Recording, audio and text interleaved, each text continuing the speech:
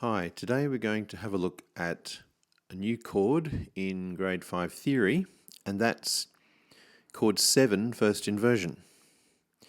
So chord 7 in a major key, and I'm operating in C major here, so that'll make it easy. Chord 7, if I draw the triad, it's a diminished chord. It's a diminished triad, so it has a minor third and a diminished fifth. B to F natural is a diminished fifth. B to F sharp would normally be a perfect fifth. So chord 7 can never be used in root position as a triad. Right? So what is allowed is using first inversion. So the triad can only ever be used in first inversion and should be used sparingly, and it should only ever be used on a weak beat. So we're going to look at one of the classic uses of this chord. Now, there are some rules about the chord. Being a diminished chord, it's unstable, but it's not unstable the way any other chord would be. It's because of the diminished fifth. So it's the diminished fifth that you can never double in the harmony.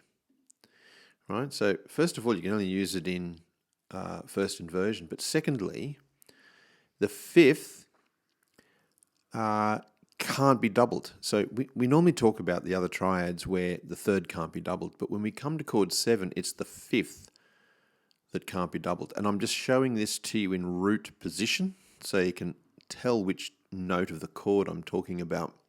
Sometimes the way people talk about first inversion chords can be confusing, misleading. So that F, remember that that's the fifth of the normal root position triad.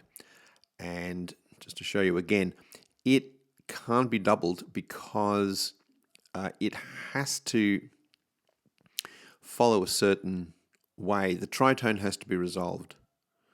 So just keep that in mind, okay? Oops. So there's the root position, but here's the first inversion. So if we were going to voice this chord, I'd have to put hang on, let's do this. So let's voice it in 4 parts. So I'd have to put D in the bass. All right. Now, the F is there, the B is there.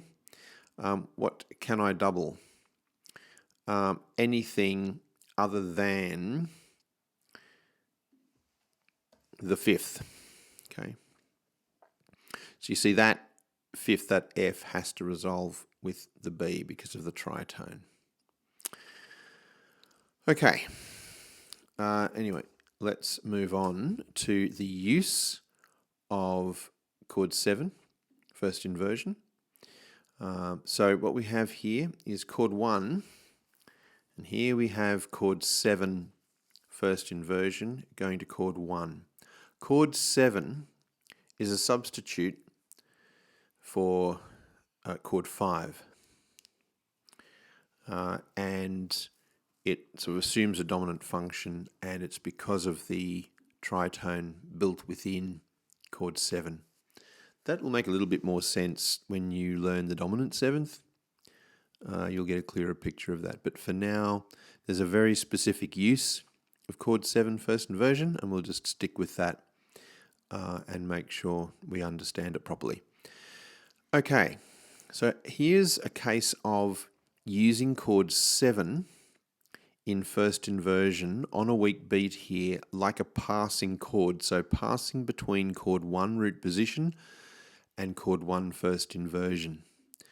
Now, one of the classic scenarios to use this chord is when you see 3, 2, 1 in the melody. You can use 1, 2, 3 in the bass. Now, when you harmonize that scenario, you will discover an interesting phenomena that is perfectly allowed, and that is that you end up with what looks like consecutive fifths, but in actual fact, they are called unequal fifths. And that's because we have a perfect fifth of these inner voices, C to G, moving to B to F, which is a diminished fifth. So that is not considered consecutive fifths. It's classed as unequal fifths, and therefore it's permissible, it's allowed.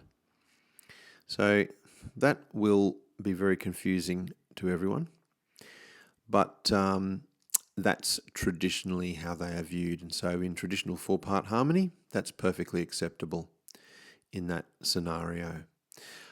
But one very important thing to remember, and that is you can only use unequal fifths when they are between inner voices.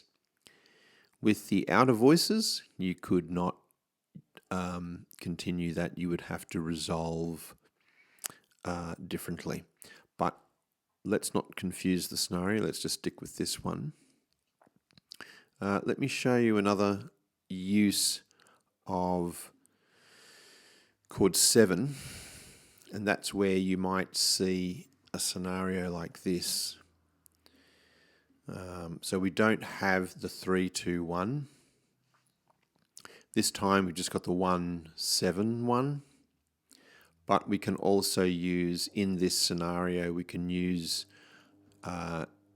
chord 7, first inversion, as a passing chord. So let's have a look at this scenario and how we might harmonize it. Okay, so the best way to do it is in sixths, and then everything will work very neatly. So check the third. Is the third here in this chord 1?